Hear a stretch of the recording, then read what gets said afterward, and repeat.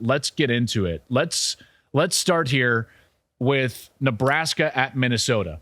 Gus and I will be back in the booth with the All-American girl Ginny Taft on the sideline on Thursday night on Fox as Nebraska travels to Minnesota. Obviously an interesting game. We've got Matt Rhule in his debut as the Cornhuskers coach and PJ Fleck at Minnesota trying to continue what has now been quietly one of the most successful runs in all of college football over the last couple of years. Now, it hasn't ended in a playoff berth or a lot of like marquee top end wins. So I feel like people haven't paid attention to what Minnesota has done over the last couple of years, but it's been pretty good, pretty damn good from PJ Fleck. Let's just start with this and let's start with Nebraska, because if you're like me, I'm 41 years old. I know I'm getting old, but I grew up in the Midwest. I grew up in the old Big 8 territory, right? I grew up just outside of Boulder, Colorado. And so for me, for my entire life, all my formative years, Nebraska was not just like, oh yeah, they were really good. They were the class of college football. They were the preeminent program in college football. Tom Osborne, what they did, especially in the 90s. I mean, wow, early 80s, 90s, those 90s teams for 5 years, they were easily the best team in college football. What Georgia is doing right now, what Alabama has done over the last few years, like that's what Nebraska football was. Now, if you're half my age and you are 20 years old, about to turn 21, and you think you know everything about everything because that's what 20-year-olds do, you think that Nebraska has been awful forever. Not the case. Not the case. It has been 2 decades since this program has done anything, and they've tried, right? So they go from Solich and they went, Bill Callahan, and then Callahan to Pelini, but Pelini's 9 wins a year wasn't good enough for them, so they fired Pelini, and then Mike Riley was in there, and then they went, and they brought home and former player and Scott Frost. I thought it was going to work. It didn't. Nothing has worked. Well, enter Matt Rhule, and Matt Rhule is an ultimate fixer. Look at what he did at Temple. Not a place that you should win big, and he did. He went to Baylor in the middle of what I thought was going to be a death spiral for Baylor. What happened after that Art Briles era and what Baylor was at that time, when Matt Rhule went there, I thought to myself, is this guy crazy? And he went there and built them into a Big 12 title contender, into eventually a Big 12 title winner after he left for Carolina. So now he goes to the NFL, doesn't work out, comes back. You know what? No harm, no foul. Because as we've seen throughout the history, whether it's Nick Saban or Steve Spurrier or others, it's really hard to take that leap, and it matters who you have at quarterback, and it matters, what your roster is going to look like. It worked for Pete Carroll, didn't work for Matt Rhule, whatever. He comes back now to college football, and he's at Nebraska, and it's a similar feeling. It's like, okay, like Nebraska?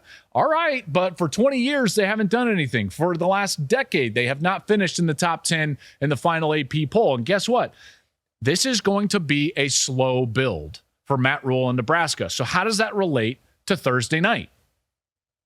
Because he has this unique understanding, after talking with people around the program, he's got this unique understanding that, yes, while it might be a slow build and he is here for the long run, that there still has to be the urgency around the program and within the program so that the 4th and 5th year players feel the urgency that this season is as important as any. He doesn't want to roll out there and be like, don't worry, it's my staff's first year, like, we'll be fine. So there has to be some urgency, and yet the fan base, I'm here and I'm with you on this. I know and you know that this is not going to happen overnight. So Thursday night, what are we going to see? Well, from Nebraska, I don't quite know. There are some holes in this roster. There are. And then there's some really intriguing parts to this roster, namely their quarterback, Jeff Sims. Jeff Sims transfers from Georgia Tech. Very athletic player, by the way. First off the bus type of guy. I love it when I talk with coaches because they'll use that terminology quite a bit. They're like, oh, yeah, he's the one that we want first off the bus. What does that mean?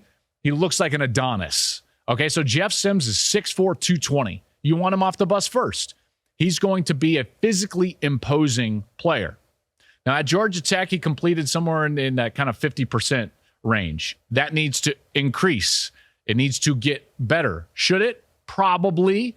Although I will say that their wide receiver core is the one area that this team is lacking a little bit. That's the position that I think that they need to address the quickest. They're decent up front. They've got some experience up front. Turner Cochran is back. Ben Scott played a lot at Arizona State. He transfers in. Bryce Benhart, he's played a lot for them. So, like, there's guys up front, and I do think that they're going to be able to run the football. A guy I want you to keep an eye on is Gabe Ervin. Gabe Ervin Jr. in his true freshman year was a starter for Nebraska. They went into a game in the non-conference against Oklahoma, a game that Gus and I did, actually. I remember Oklahoma was throwing a fit about playing in the marquee window on Fox at 11 a.m. Central, and it turns out that they also didn't show up and didn't play very well, squeaked by and got a win. But Gabe Ervin Jr. stole the show for a bit of that early section of the game. And I really loved what I saw from him on film and then what I saw that day until, unfortunately, he blew out his knee. That knee injury has slowed him ever since, and he's never gotten back to the point where I thought he was playing that year. I think he's back to that point. I believe he is healthy, and this run game should be pretty good. They've also got Anthony Grant, who is productive for them. Ramir Johnson is a guy that can be a back, also a slot possible guy, and then they like their tight ends. That's what you'll see on the offensive side from Nebraska. Defense, not quite sure. That defense was not very good. They were bottom 100 in offense and defense last year. We'll see. A couple of guys that I like, Luke Reimer, Nick Henrich. Those are some older players that I really like. Now, for Minnesota, by the way, when I say Minnesota, I want the O gets long because I work with Jenny Taft, who's from Minnesota. And so when she says Minnesota, we get the Minneapolis girl comes out in her. And so now every time I hear Minnesota, that's all I can hear in my own head is Minnesota. So the whole game Thursday night, that's going to be in my head. It's like, how am I saying, and I might just say Gophers, but the problem is, and Gophers. So I'm going to be like, all night I'm going to be Gophers. I'm sorry, sir, but if there's no Gophers, who's going to be left with Gophers? Those of you that are old like me, you know that's a Caddyshack reference, and you're welcome.